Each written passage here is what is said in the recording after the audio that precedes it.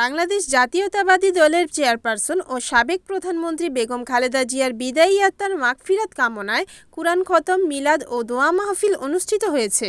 সোমবার সন্ধ্যায় নীলফামারী সদর উপজেলার কচুকাটা ইউনিয়নের মোহাম্মদ বাজিতপাড়া ঘাটের পাড়ে সদর উপজেলা কচুকাটা ইউনিয়ন বিএনপি ও এর সহযোগী অঙ্গ সংগঠনের উদ্যোগে এ অনুষ্ঠানের আয়োজন করা হয়।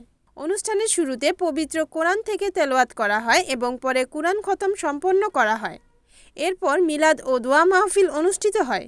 এতে উপস্থিত ছিলেন সদর উপজেলা বিএনপির সাধারণ সম্পাদক রাহেদুল ইসলাম দোলন, কচুকাটা ইউনিয়ন বিএনপির সাবেক সভাপতি তাহের আলী, সাধারণ সম্পাদক আব্দুল মান্নান বুলু, ইউনিয়ন বিএনপির সাবেক সাংগঠনিক সম্পাদক ফজলুর রহমান, ৯ নং ওয়ার্ড বিএনপির সাবেক সাধারণ সম্পাদক ময়নুল ইসলাম সহ বিএনপি ও সহযোগী সংগঠনের বিভিন্ন পর্যায়ের নেতাকর্মী এবং স্থানীয় বিভিন্ন পেশার মানুষ অনুষ্ঠানে অংশ নেন। অনুষ্ঠানের শেষ পর্বে প্রধান অতিথির বক্তব্যের মাধ্যমে বিশেষ দোয়া ও মোনাজাত পরিচালনা করা হয়।